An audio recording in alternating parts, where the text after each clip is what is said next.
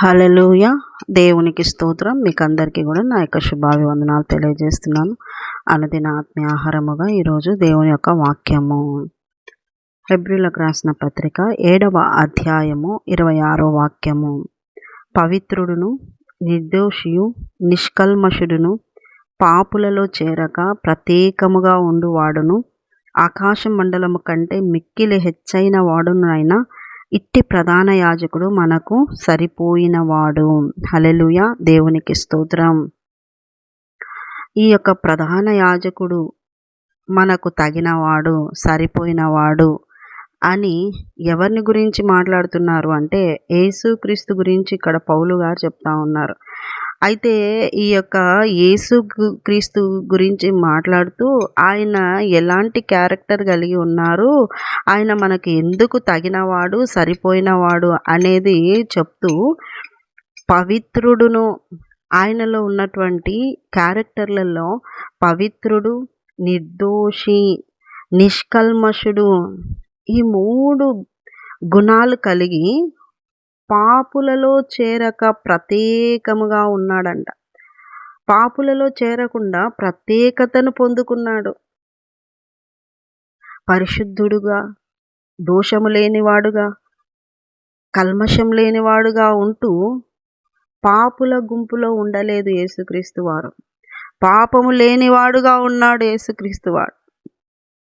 పాపము అంటకుండా కాపాడుకున్నాడు యేసుక్రీస్తు వారు. జాగ్రత్త కలిగి ఉన్నాడు యేసుక్రీస్తు వారు. పాపులకు దూరంగా ఉన్నాడు యేసుక్రీస్తు వారు. ఎటువంటి పరిస్థితుల్లోనైనా అటువంటి గుంపులోకి చేరకుండా ప్రత్యేకంగా ఉన్నాడు యేసుక్రీస్తు.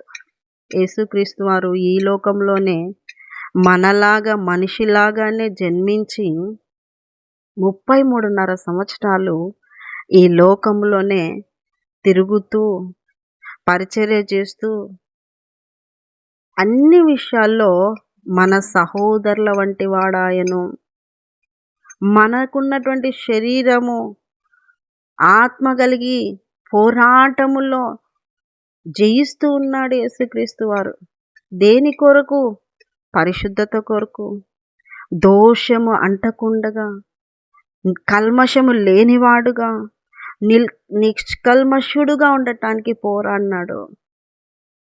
ఈ పోరాడుతూనే పాపుల గుంపులో చేరక ప్రత్యేకంగా ఉన్నాడు. హల్లెలూయా!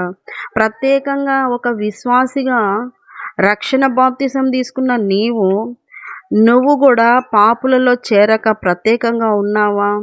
పాపులలో చేరకున్నటువంటి ఆ యొక్క పోరాటములో నువ్వు విజయం సాధిస్తున్నావా? మొర్దెకై 127 సంస్థానాలలో మొర్దెకై లాంటి జాతి ఉంది. అది ప్రత్యేకంగా ఉంది. లోకమంతటా క్రైస్తవులు ఉన్నారు.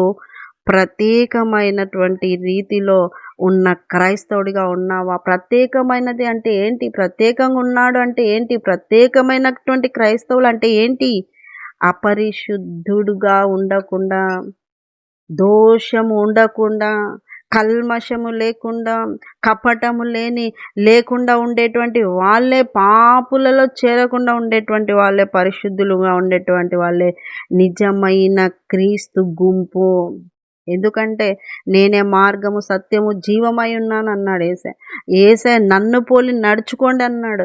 పౌలు కూడా నన్ను పోలి నడుచుకోండి అన్నాడు. ఇలా ఆయన పోలికలో, ఆయన గుణలక్షణాలతో ఉన్న ఎవరైతే ఉన్నారో వారు మాత్రమే ఆయనకు సంబంధించి ఆయన సంఘంలో ఉన్నటువంటి బిడ్డలు, ప్రత్యేకంగా ఉండేవారు.